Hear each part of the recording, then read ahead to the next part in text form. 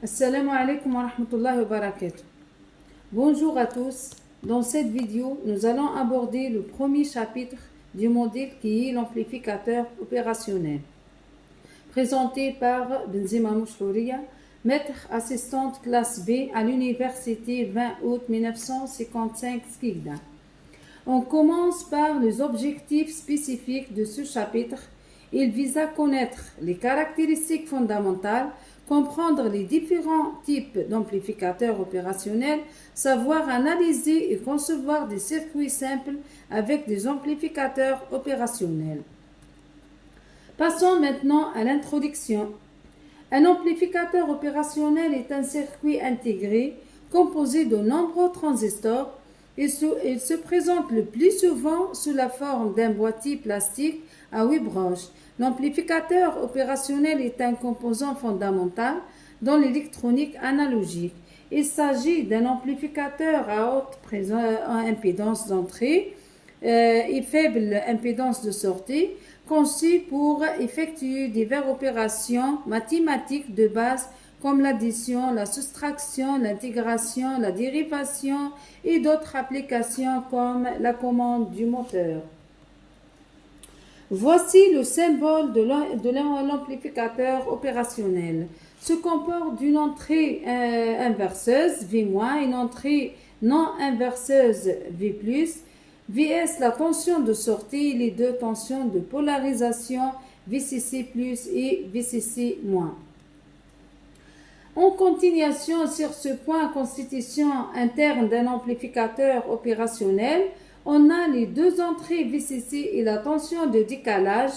Aussi, il constitue de plusieurs composants électroniques les suivants: 22 transistors, 11 résistances, un seul diode, un seul condensateur. On se trouve tous ces composants dans un circuit intégré à 8 branches. Voyons maintenant la caractéristique de transfert Vs en fonction de epsilon. Moins VCC, la tension basse de saturation, plus VCC, la tension haute de saturation, on a trois zones de fonctionnement. La zone linéaire Vs égale à A fois epsilon. Première zone de saturation Vs égale à plus VCC. Et deuxième zone de saturation Vs égale à moins VCC. C'est quoi un amplificateur idéal? Un amplificateur idéal est caractérisé par les propriétés suivantes: une impédance d'entrée infinie, une impédance de sortie nulle, un gain de tension infini. L'amplificateur idéal en régime linéaire epsilon égale 0, c'est-à-dire V+ égale à V-, mais en régime non linéaire, epsilon différent de 0 prend deux valeurs. Quand epsilon supérieur à 0 implique la tension de sortie égale à plus V saturation, et le epsilon, si epsilon inférieur à 0 implique la tension de sortie égale à moins V saturation. Ce diapo montre le mode de fonctionnement d'un amplificateur opérationnel. Il existe deux modes de fonctionnement en boucle fermée et en boucle ouverte. Premier mode en boucle ouverte, zone de saturation. L'amplificateur opérationnel fonctionne comme comparateur, c'est-à-dire fonctionne en régime non linéaire. L'amplificateur compare la tension d'entrée avec la tension de référence. Si la tension d'entrée supérieure à la tension de référence implique la tension de sortie égale à plus la tension de saturation. Si la tension d'entrée inférieure à la tension de référence implique la tension de sortie égale à moins la tension de saturation. Deuxième cas, mode en boucle fermée. Zone de saturation. Première proposition. Si la sortie liée à l'entrée positive, alors l'amplificateur opérationnel fonctionne en régime non linéaire.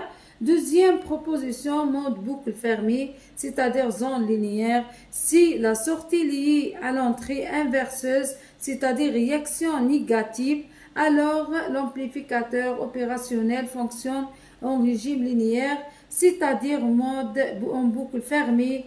epsilon égale à 0 implique la tension inverseuse égale à la tension non inverseuse. En passant par les caractéristiques d'un amplificateur opérationnel, haute impédance d'entrée, basse impédance de sortie, faible offset de tension, faible courant de polarisation d'entrée, bon rejet de tension d'alimentation, largeur de bande suffisante, temps de montée rapide, limite de saturation appropriée, température de fonctionnement fiable. Maintenant, dans cette diapositive, examinons quelques topologies des amplificateurs opérationnels. En commençant par l'amplificateur opérationnel suiveur, c'est une configuration non inversante avec un gain unitaire égal à Vs sur Ve égal à 1, utilisé pour isoler les circuits grâce à son impédance d'entrée élevée. La suite, amplificateur non inverseur. Le signal d'entrée est appliqué à l'entrée non inverseuse V+, avec le gain positif.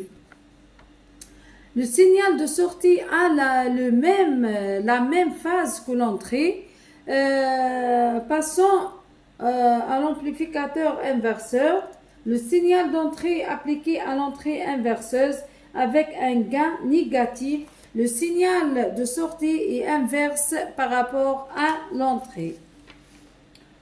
Maintenant, l'amplificateur summateur non inverseur additionne plusieurs signaux d'entrée sans inversion le signal de sortie. On se termine par l'amplificateur opérationnel summateur inverseur. Additionne plusieurs signaux d'entrée avec inversion du signal de sortie. Et enfin, l'amplificateur opérationnel soustracteur calcule la différence entre deux signaux d'entrée utilisés pour extraire les variations entre les signaux. En conclusion, les amplificateurs opérationnels sont des composants clés en électronique offrant une grande polyvalence pour manipuler les signaux électriques dans diverses applications, des circuits de base aux systèmes avancés.